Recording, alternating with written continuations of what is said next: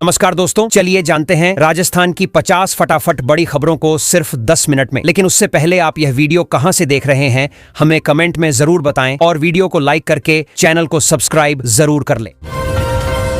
अचानक राजस्थान में सोलर लगाने की रफ्तार इतनी तेज हो गई कि अब लाखों घर अपनी बिजली खुद बना रहे हैं। सरकार के मुताबिक 2 लाख से ज्यादा घरों में रूफटॉप सोलर लग चुका है और कई परिवारों का बिजली बिल लगभग खत्म होने लगा है। शहरों के साथ छोटे कस्बों में भी लोग तेजी से आवेदन कर रहे हैं। सबसे ज्यादा इंस्टॉलेशन जयपुर में हुए हैं और सरकार सीधे खातों में सब्सिडी भेज रही है। अब राजस्थान में मुफ्त बिजली योजना के साथ एक और बड़ा फायदा जोड़ दिया गया है। जिन परिवारों को 150 यूनिट मुफ्त बिजली मिल रही है, उन्हें सोलर लगाने पर अलग से 17,000 रुपए की मदद दी जाएगी। इसी वजह से गांवों में भी लोग छतों पर सोलर लगवाने के लिए आगे आने लगे हैं। ऊर्जा विभाग का कहना है कि इस फैसले से आने वाले महीनों में आवेदन और तेजी से बढ़ सकते हैं। राजस्थान सरकार ने उद्योगों को लेकर ऐसा फैसला लिया है जिससे छोटे कारोबारियों और स्टार्टअप्स को बड़ी राहत मिलने वाली है। नई औद्योगिक नीति में MASAMI एक्सपोर्ट और वन डिस्ट्रिक्ट वन प्रोडक्ट योजना पर खास जोर दिया गया है। सरकार चाहती है कि हर जिले का स्थानीय उत्पाद देश और विदेश के बाजार तक पहुंचे। इसके लिए टैक्स और निवेश से जुड़े कई फायदे भी दिए जाएंगे। अब बुजुर्गों और दिव्यांगों को सिर्फ पेंशन वेरिफिकेशन के लिए ई-मित्र केंद्रों के चक्कर नहीं लगाने पड़ेंगे। सरकार ने फेस रिकॉग्निशन वाला मोबाइल सिस्टम शुरू करने का फैसला लिया है, जिससे घर बैठे सत्यापन हो सकेगा। इसी बैठक में पूरे राजस्थान में 500 नए व्हीकल चार्जिंग स्टेशन लगाने की मंजूरी भी दी गई। इससे इलेक्ट्रिक गाड़ियों का इस्तेमाल बढ़ाने की तैयारी साफ दिखाई दे रही है। राजस्थान में दूध की कीमत बढ़ने से आम लोगों के महीने का बजट फिर प्रभावित होने वाला है। सरस डेयरी ने दूध के दाम 2 रुपए प्रति लीटर बढ़ा दिए हैं। डेयरी विभाग का कहना है कि पशु आहार और खरीद लागत बढ़ने के कारण यह फैसला लेना पड़ा। दूध के साथ दही, पनीर और छछ जैसी चीजों के दामों में भी हल्की बढ़ोतरी की गई है। राज्यसभा चुनाव की तारीख नजदीक आते ही राजस्थान की राजनीति अचानक गर्मा गई है। दोनों बड़े दल अपने विधायकों को एकजुट रखने में जुट गए हैं और लगातार अंदरूनी बैठकों का दौर चल रहा है। राजनीतिक जानकार मान रहे हैं कि इस बार क्रॉस वोटिंग की संभावना पूरी तरह खत्म नहीं हुई है। निर्दलीय विधायकों की भूमिका भी चुनावी गणित में बेहद अहम मानी जा रही है। राजस्थान में गर्मी अब लोगों की रोजमर्रा जिंदगी पर भारी पड़ने लगी है। मौसम विभाग ने साफ कहा है कि पश्चिमी और उत्तरी जिलों में लू का असर अगले कई दिनों तक जारी रह सकता है। बीकानेर, चूरू और श्रीगंगानगर जैसे इलाकों में तापमान लगातार 45 डिग्री के आसपास पहुंच रहा है। रातों में भी गर्मी कम नहीं हो रही, जिससे लोगों की परेशानी और बढ़ गई है।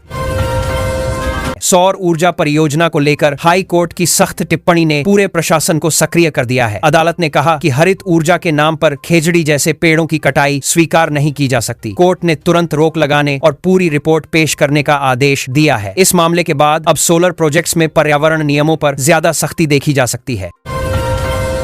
राजस्थान फिर से अपने पानी के अधिकार को लेकर केंद्र के सामने मजबूत दावेदारी कर रहा है। सरकार चाहती है कि भाखड़ा ब्यास प्रबंधन बोर्ड में राज्य को स्थायी सदस्यता मिले, ताकि पानी से जुड़े फैसलों में उसकी सीधी भागीदारी बनी रहे। मुख्यमंत्री कार्यालय ने इसके लिए केंद्र को विस्तृत प्रस्ताव भेजा है और किसानों के हितों का मुद्दा प्रमुखता से उठाया गया है।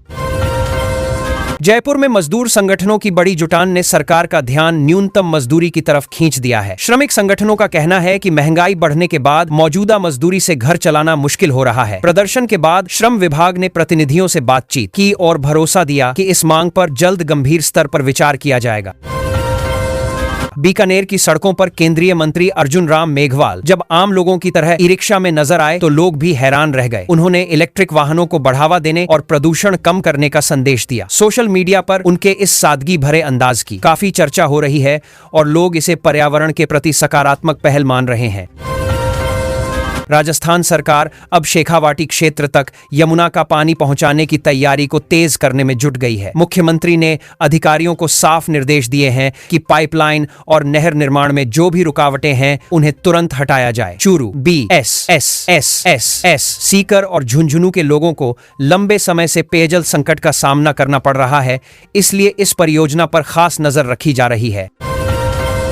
राजस्थानी भाषा को लेकर सुप्रीम कोर्ट की टिप्पणी के बाद शिक्षा विभाग में हलचल तेज हो गई है। अदालत ने कहा कि बच्चों को मातृभाषा में शिक्षा देना उनके मानसिक विकास के लिए जरूरी है। अब सरकार विशेषज्ञों की कमेटी बनाकर स्कूलों में राजस्थानी भाषा को शामिल करने की तैयारी कर रही है। इससे स्थानीय भाषा और संस्कृति को नया महत्व मिलने की उम्मीद बढ़ी है। भरतपुर में पुलिस ने बड़ी कार्रवाई करते हुए विनोद पथैना गैंग को दबोच लिया है। नाकाबंदी के दौरान गैंग के पास से हथियार, कारतूस और चोरी की लग्जरी गाड़ियां बरामद हुई हैं। पुलिस अधिकारियों का कहना है कि यह गैंग इलाके में बड़ी वारदात की तैयारी में था। गिरफ्तारी के बाद आसपास के क्षेत्रों में सुरक्षा व्यवस्था और सतर्क कर दी गई है। जयपुर में शुरू हुए बड़े बिजनेस सम्मेलन ने राजस्थान के स्टार्टअप्स को नई उम्मीद दी है। देश विदेश से आए निवेशक और उद्योग जगत के लोग स्थानीय उद्यमियों से सीधे बातचीत कर रहे हैं। आयोजन का मकसद नए कारोबारों को फंडिंग और नेटवर्किंग का मौका देना है। कई युवा स्टार्टअप्स को इस मंच से निवेश और साझेदारी मिलने की संभावना जताई जा रही है। दिल्ली मुंबई एक्सप्रेस वे पर अब एआई कैमरे और हाई स्पीड रडार नजर रखने वाले हैं। एनएचएआई नया इंटेलिजेंट ट्रैफिक सिस्टम लगाने जा रहा है जो गलत लेन और ओवर स्पीडिंग करने वालों का तुरंत चालान बनाएगा। अधिकारियों का कहना है कि इससे दुर्घटनाओं में कमी लाने और ट्रैफिक को ज्यादा सुरक्षित बनाने में मदद मिलेगी। राजस्थान विधानसभा का नया प्रतीक चिन्ह सामने आते ही उसकी डिजाइन और पहचान की चर्चा शुरू हो गई है। विधानसभा अध्यक्ष ने बताया कि इसमें राजस्थान की संस्कृति, इतिहास और लोकतांत्रिक मूल्यों को आधुनिक रूप में दिखाने की कोशिश की गई है। अब सभी आधिकारिक दस्तावेजों और डिजिटल प्लेटफॉर्म पर इसी नए प्रतीक चिन्ह का इस्तेमाल अनिवार्य रहेगा। सारिस्का और रणथंभौर से आई तस्वीरों ने वन्य जीव प्रेमियों में नई उत्सुकता पैदा कर दी है। इन दिनों कई बाघिनें अपने शावकों के साथ बफर जोन में घूमती दिखाई दे रही हैं। वन विभाग ने पर्यटकों के लिए नई गाइडलाइन जारी की है ताकि वन्य जीवों की सुरक्षा और गोपनीयता बनी रहे। सफारी क्षेत्रों में पेट्रोलिंग भी बढ़ा दी गई है। पोखरण फायरिंग रेंज में हुए मिसाइल परीक्षण ने रक्षा क्षेत्र में एक और बड़ी उपलब्धि जोड़ दी है। वायु अस्त्र 1 नाम की स्वदेशी मिसाइल ने तेज गर्मी और कठिन मौसम के बीच भी अपने लक्ष्य को पूरी सटीकता से निशाना बनाया। रक्षाक्रा 1 सूत्रों के अनुसार यह परीक्षण भारतीय सेना की तकनीकी ताकत को और मजबूत करने वाला माना जा रहा है। ऑनलाइन फार्मेसी कंपनियों के खिलाफ राजस्थान के कई शहरों में दवा व्यापारियों ने विरोध प्रदर्शन किया है। उनका कहना है कि बिना डॉक्टर पर्चे के ऑनलाइन दवाइयों की बिक्री पर सख्त नियंत्रण होना चाहिए। साथ ही दवा कारोबार से जुड़े टैक्स में राहत की भी मांग उठाई गई है। व्यापारियों ने प्रशासन को ज्ञापन देकर जल्द कार्रवाई की मांग की। 6A बाड़मेर के गिरल गांव में जमीन मुआवजा विवाद अब सुलझता दिखाई दे रहा है। प्रशासन और जनप्रतिनिधियों की मौजूदगी में हुई बैठक के बाद खनन कंपनी रोजगार और पर्यावरण सुरक्षा को लेकर कुछ मांगे मानने पर तैयार हो गई। इसके बाद ग्रामीणों ने अपना धरना खत्म करने का फैसला लिया, जिससे इलाके में कई दिनों बाद माहौल शांत हुआ है। राजस्थान के इंजीनियरिंग और पॉलिटेक्निक कॉलेजों में अब पढ़ाई का तरीका बदलने जा रहा है। नए सत्र से छात्रों को एआई, डेटा साइंस और साइबर सुरक्षा जैसे विषयों की प्रैक्टिकल ट्रेनिंग दी जाएगी। सरकार कई बड़ी तकनीकी कंपनियों के साथ समझौते कर रही है ताकि छात्रों को पढ़ाई के बाद सीधे बेहतर नौकरी के अवसर मिल सकें।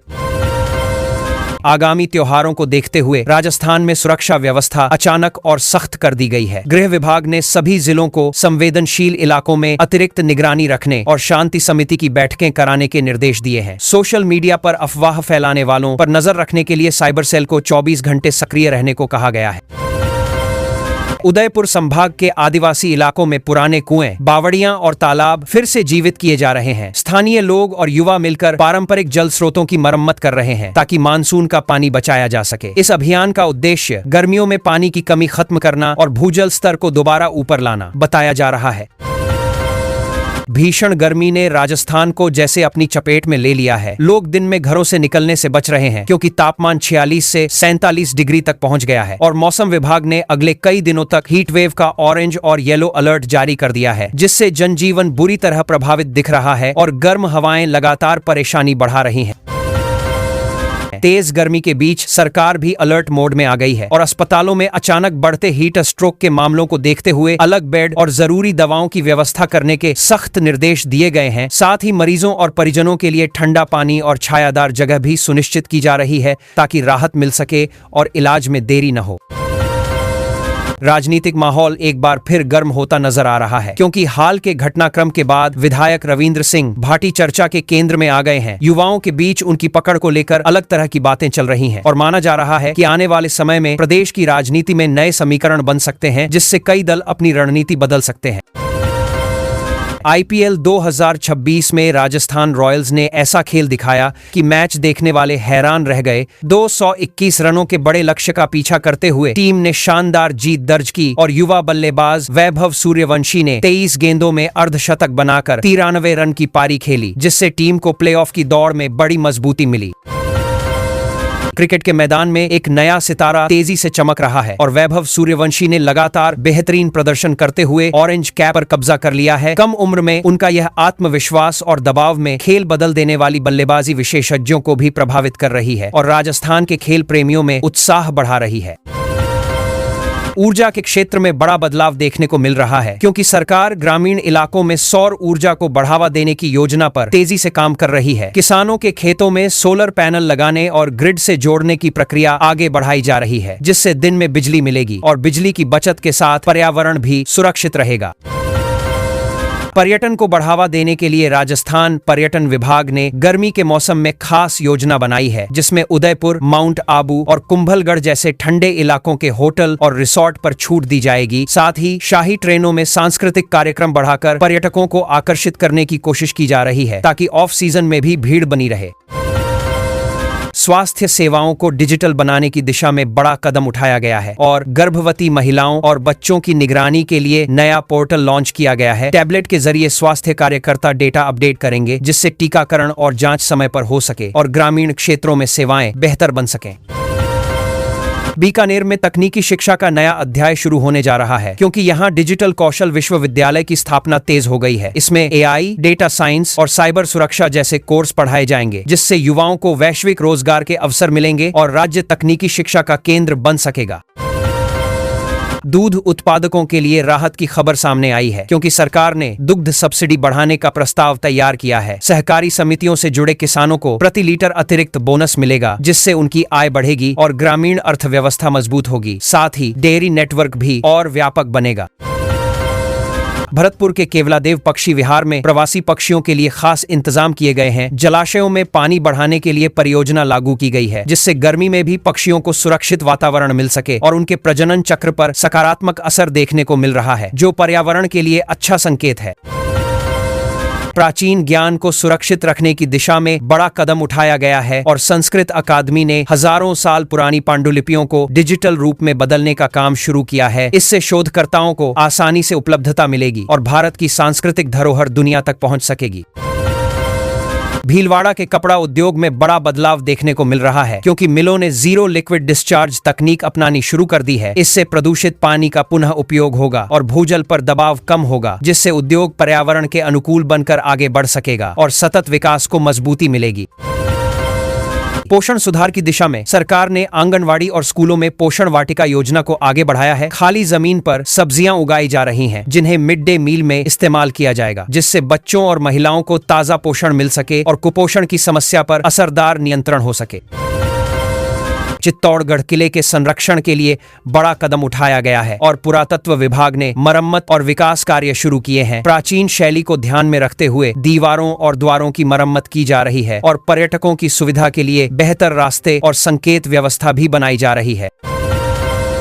युवाओं के लिए रोजगार और उद्यमिता का नया रास्ता खुल रहा है क्योंकि सरकार ने स्टार्टअप योजना के तहत लोन प्रक्रिया आसान कर दी है। बिना गारंटी के ऋण मिलने से युवा अपने नए व्यवसाय शुरू कर सकेंगे और प्रशिक्षण भी दिया जाएगा, जिससे राज्य में नए उद्योग और रोजगार के अवसर बढ़ेंगे। जयपुर में विकास की रफ्तार तेज हो गई है और जेडीए ने शहर में कई फ्लाईओवर और अंडरपास परियोजनाओं को आगे बढ़ाने का निर्णय लिया है। अधिकारियों ने समय पर काम पूरा करने के निर्देश दिए हैं ताकि लोगों को ट्रैफिक जाम से राहत मिले और साथ ही शहर के मुख्य मार्गों को सुंदर और हरियाली से भरने की योजना भी बनाई जा रही है। शिक्षा के क्षेत्र में बड़ा बदलाव धीरे धीरे दिखने लगा है क्योंकि सरकार ने स्मार्ट क्लासरूम परियोजना के तहत 500 से अधिक स्कूलों में डिजिटल बोर्ड और कंप्यूटर लैब लगाने का काम शुरू किया है। ग्रामीण बच्चों को आधुनिक तकनीक से जोड़कर शिक्षा को आसान और प्रतिस्पर्धी बनाने की कोशिश की जा रही है, जिससे वे आगे बढ़ सकें। हस्तशिल्प की दुनिया को नई पहचान देने की तैयारी चल रही है और जोधपुर में अंतर्राष्ट्रीय शिल्प मेले के आयोजन की रूपरेखा बनाई गई है। इसमें सोजत की मेहंदी, ब्लू पॉटरी और स्थानीय मिट्टी के उत्पाद विदेशी खरीदारों तक पहुंचेंगे, जिससे कारीगरों को सीधे बाजार मिलेगा और उनकी आमदनी बढ़ने की उम्मीद है। कृषि क्षेत्र में नई उम्मीद जगी है क्योंकि कृषि विश्वविद्यालय ने बाजरे की ऐसी किस्म विकसित की है जो कम पानी में भी अच्छी पैदावार दे सकती है। वैज्ञानिकों का दावा है कि इससे उत्पादन 20% तक बढ़ सकता है और कीटों से भी फसल सुरक्षित रहेगी, जिससे पश्चिमी राजस्थान के किसानों को बड़ा लाभ मिलेगा। अजमेर दरगाह में आने वाले श्रद्धालुओं के लिए इस बार खास इंतजाम किए गए हैं। तेज गर्मी को देखते हुए वाटर कूलिंग सिस्टम, टेंट और ठंडे पानी की व्यवस्था बढ़ाई गई है। साथ ही सुरक्षा और भीड़ नियंत्रण के लिए अतिरिक्त कर्मचारियों को तैनात किया गया है ताकि सभी जायरीन को सुविधा मिल सके। आवास की समस्या को देखते हुए सरकार ने नई किफायती हाउसिंग योजना शुरू करने का फैसला किया है, जिसमें जयपुर, जोधपुर और कोटा में आधुनिक सुविधाओं वाले फ्लैट बनाए जाएंगे। पारदर्शी लॉटरी सिस्टम से आवंटन होगा और रेन वाटर हार्वेस्टिंग जैसी तकनीक को शामिल कर पर्यावरण का भी ध्यान रखा जाएगा।